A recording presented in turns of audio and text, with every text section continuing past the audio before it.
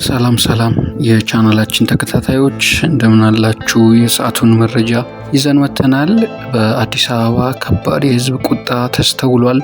ቁጥሩ እጅግ ከፍተኛ የሆነ ህዝብ ወደ አደባባይ በመውጣት በፍትህ ስርዓቱ ላይ የተሰማውን ቁጣ ሲገልጽ ነው የዋለው። የህዝቡ ቁጣ መገደድ በቃን ወደሚል ህዝባዊ እምቢተኝነት ማደግ አለበት የሚሉ ድምጾችም እየተበራከቱ ይገኛሉ።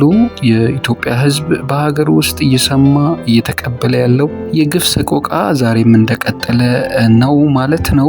በርካቶች በፍርሃት ቆፈን ውስጥ ሆነው ድምጽ እያሰሙ ባይሆንም፣ እንዲሁም አንዳንዶች ደግሞ ለሆዳቸው በማድላት የግፍ ተባባሪ ቢሆኑም ቴዲ አፍሮን ጨምሮ ጥቂት ቆራጦች ግን ይህ ግፍ በቃ በማለት ወደ አደባባይ ሲወጡ እየታየ ነው።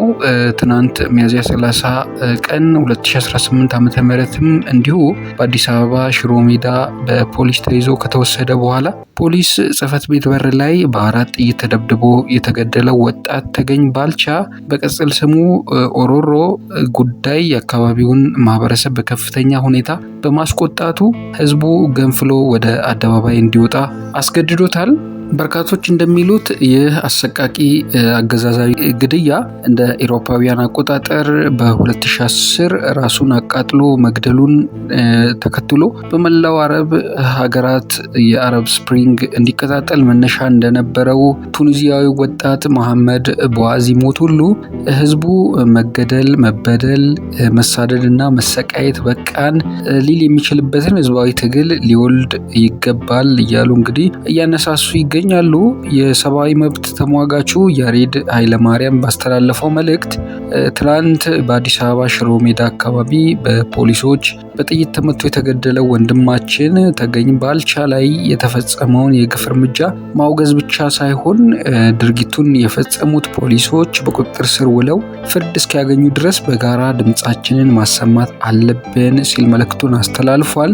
ኢትዮጵያ ውስጥ በሚዲያ ጫጫታ ውስጥ ድምጹ የተሸፈነው ቁጥር ስፍር የሌለው ዜጋ እጅግ ከባድ የኑሮ ስቃይን ተሸክሞ ለነገ ተስፋ የሚያደርገውና ጭላንጭል ብርሃን እንኳን የሚያመላክተው አካል ሳያገኝ የመከራ ህይወት እየገፋ ስለመሆኑ የህብረተሰቡ አካል ሆኖ ለሚንቀሳቀስ ማንኛውም ሰው በግልጽ የሚታይ ያልተሸሸገ ሀቅ ነው። ሰዎች በየደቂቃው የሚሞቱባት፣ ያለ ፍትህ በግፍ የሚጋዙባት፣ የሚጠየቅ አካል የማይገኝባት ምድር እንደሆነች በግልጽ እየታየ ይገኛል።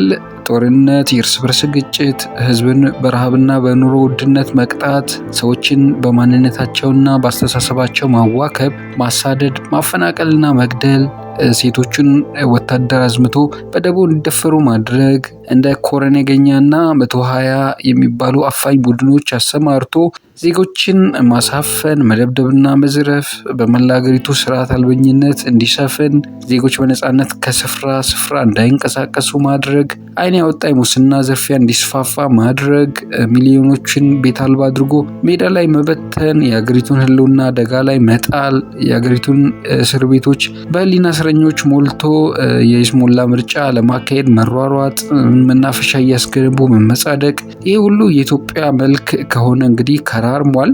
አሁን ደግሞ ሌላ ዙር ከባድ እልቂት ከወደ ሰሜን ኢትዮጵያ እያንዣበበም ይመስላል። በትግራይ ክልል በህወሓት የፖለቲካ አመራሮች መካከል የተፈጠረው የውስጥ ልዩነት እየተባባሰ መምጣቱን ተከትሎ በዶክተር ደብረጽዮን ገብረ ሚካኤል የሚመራው የፓርቲው ክንፍ በክልሉ የአስቸኳይ ጊዜ አዋጅ ለማወጅ በዝግጅት ላይ መሆኑን የተለያዩ ምንጮች እንግዲህ እየጠቆሙ ይገኛሉ። መረጃዎች እንደሚያመላክቱት ይህ እርምጃ ከኤርትራ መንግስት ጋር በተደረገ የጋራ ምክክር ሊወሰድ የታሰበ ሳይሆን አይቀርም የሚል ከባድ ውንጀላዎችም እየተነሱ ይገኛሉ። ለዚህ ድንገተኛ የአስቸኳይ ጊዜ አዋጅ እቅድ መነሻ ተደርጎ የሚወሰደው ወጣቶችና የቀድሞ ታጣቂዎች ዳግም ወደ ትጥቅ ትግል ላለመግባት የሚያሳዩት እምቢተኝነት እንዲሁም ደግሞ ማህበረሰቡ ልጆቹን ለጦርነት ላለመላክ የያዘው አቋም ዋነኞቹ ምክንያቶች ተደርገው እየተነሱ ነው። በተጨማሪም ጀነራል ታደሰ ወረደ ስልጣን እንዲያስረክቡ የቀረበላቸውን የሽምግልና ጥያቄ ውድቅ በማድረግ ከኃላፊነታቸው ገለል ማለታቸው ሁኔታውን ይበልጥ እንዳወሳሰበው እንግዲህ ታዛቢዎች ይገልጻሉ። የመረጃ ምንጮች እንግዲህ እንደሚናገሩት አዋጁን ለማወጅ የታሰበባቸው ዋነኛ ግቦች ተብለው ከተዘረዘሩት ውስጥ ጥሪ ያልተቀበሉ ወጣቶችን በግዳጅ ወደ ማሰልጠኛ ካምፖች ማስገባት እንዲሁም በሰራዊቱ ውስጥ ያሉ ተቃዋሚ አመራሮችን እና አባላትን በቁጥጥር ስር መዋል ይገኙበታል የተባለው። ከዚህም ባሻገር የጀነራል ታደሰ ወረደን ቢሮ በመክፈትና አቶ ገብሬ ዴላን ጨምሮ በዙሪያቸው ባሉ አመራሮች ላይ እርምጃ ለመውሰድ እንዲሁም ቁልፍ የፖለቲካ ተቃዋሚዎችን ለኤርትራ መንግስት አሳልፎ እስከ መስጠት የሚደርስ እቅድ መኖሩንም ነው እንግዲህ እነዚህ ምንጮች የሚያመላክቱት። የህግ ባለሙያዎችና ፖለቲካዊ ታዛቢዎች በበኩላቸው በኢትዮጵያ ህግ መሰረት የክልል መንግስታት የአስቸኳይ ጊዜ አዋጅ ማወጅ የሚችሉት ከከባድ የተፈጥሮ አደጋ፣ የጎርፍ መጥለቅለቅ ወይም ከህዝብ ጤና ጋር በተያያዘ ወረርሽኝ ሲከሰት ብቻ መሆኑን ያስታውሳሉ። በመሆኑም አሁን በትግራይ ክልል ሊወሰድ የታሰበው ይህ እርምጃ ፖለቲካዊና ወታደራዊ ዓላማን ያነገበ በመሆኑ ልክ እንደ ሰሜን እዙ ጥቃት ክልሉን ወደ ሌላ አዲስ የትጥቅ ግጭት ሊያስገባው ይችላል የሚል ጠንካራ ስጋት መፈጠሩን እንግዲህ ጉዳዩን በቅርበት የሚከታተሉ አካላት እየዘገቡት ይገኛሉ። ህዝባዊ ወያኔ ሓርነት ትግራይ ዶክተር ደብረጽዮን ገብረ ሚካኤልን የክልሉ ፕሬዝዳንት አድርጎ መምረጡን ተከትሎ የካቢኔ አባላትን ሰብስቦ ስራ መጀመሩን ማሳወቁ በትግራይ ክልል አዲስ እና እንዲሁም አደገኛ የፖለቲካ ውጥረትን ፈጥሯል። ይህንን እርምጃ ተከትሎ የትግራይ ክልል ጊዜያዊ አስተዳደር ፕሬዝዳንት ሌተናል ጀነራል ታደሰ ወረደ ድርጊቱን በጉልበት ስልጣን የመያዝ ሙከራ ሲሉ በጽኑ ኮንነው እንግዲህ ለሚፈጠረው ማንኛውም ጥፋት ህወሓት ኃላፊነቱን እንደሚወስድ አስጠንቅቀዋል። ሁኔታውን ይበልጥ አሳሳቢ የሚያደርገው ደግሞ ዶክተር ደብረጽዮን የተመረጡበትን እንግዲህ ማክሰኞ ዕለት ጨምሮ ዛሬም በመቀሌ ሰማይ ላይ የጦር ጀቶች ሲያንዣብቡ መታየታቸው ነው። ይህም በክልሉ ዳግም የጦርነት ደመና ማጥላቱን አመላካች ተደርጎ ተወስዷል። የችግሩ መነሻ ህወሓት ከ3 ዓመታት በፊት የተፈረመውን የፕሪቶሪያ የሰላም ስምምነት መርሆች ወደ ጎን በመተው በ2012 ዓ.ም የተካሄደውን ምርጫ ተገን በማድረግ የምክር ቤቱን ስልጣን ዳግም ለማስመለስ መወሰኑ ነው። ሚያዝያ 30 ቀን 2018 ዓ.ም ህወሓት በጸጥታ አካላት ታጅቦ በጊዜያዊ አስተዳደሩ የካቢኔ መሰብሰቢያ አዳራሽ ስብሰባ መጀመሩን የገለጹት ሌተናል ጀነራል ታደሰ ቡድኑ ችግሮችን በውይይትና በጋራ መግባባት ለመፍታት የቀረበለትን ተደጋጋሚ ጥሪ ውድቅ ማድረጉን በጽሁፍ ባጋሩት መግለጫ እንግዲህ ማሳወቃቸው ሁላችንም ተከታትለናል። ይህ ህወሓት ራሱን እንደ ብቸኛ ተመራጭ አድርጎ ያቀረበበት አደገኛ አካሄድ የጊዜያዊ አስተዳደሩን ህጋዊነት የሚገዳደርና ክልሉን ወደማይወጣው አዘቅት የሚከት ቀጥተኛ የስልጣን ሽሚያ መሆኑን ጊዜያዊ ፕሬዝዳንቱ አጽንኦት ሰጥተዋል። በዚህ ጽሁፋቸው ይህ የህወሓት የኃይል እርምጃና